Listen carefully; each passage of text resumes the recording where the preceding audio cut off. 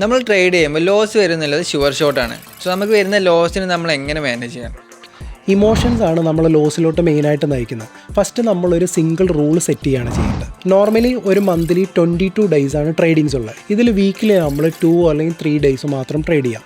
So നമുക്കൊരു monthly 8 to 12 trades കിട്ടും.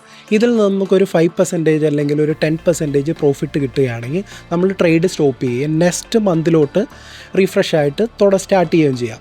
In case loss ആണ് വരുന്നതെങ്കിൽ നമ്മളോരോ പെർ ട്രേഡിനും വളരെയധികം ലോസ് ലിമിറ്റ് ചെയ്യണം.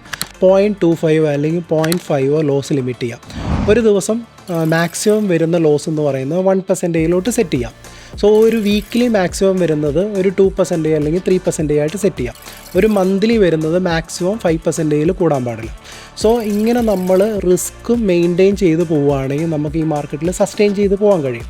ഇൻ കേസ് നമുക്ക് കണ്ടിന്യൂസ് ആയിട്ട് ലോസ് വരികയാണെങ്കിൽ നമുക്കൊരു 5% വന്നു കഴിഞ്ഞാൽ നമ്മൾ സ്റ്റോപ്പ് ചെയ്യാം. നെക്സ്റ്റ് മന്ത് അല്ലെങ്കിൽ ബാക്ക് ടെസ്റ്റ് ചെയ്തുകൊണ്ട് മാക്സിമം നമ്മുടെ സ്കില്ല് ഡെവലപ്പ് ചെയ്യുകയും പിന്നെ ട്രേഡ് ചെയ്യുകയും ചെയ്യാം. സോ ഇതിലൂടെ നമുക്ക് പ്രോഫിറ്റ് ഏൺ ചെയ്യാൻ കഴിയും. സോ പ്രോപ്പറായിട്ട് ഡിസിപ്ലിനോടെ പ്രോപ്പർ ട്രേഡിംഗ് പ്ലാനോടെ ട്രേഡ് ചെയ്ത് കഴിഞ്ഞാൽ നമുക്ക് ഇതിൽ കൺസിസ്റ്റൻ്റ് ആയിട്ട് പോകാൻ പറ്റും അല്ലേ? അതെ.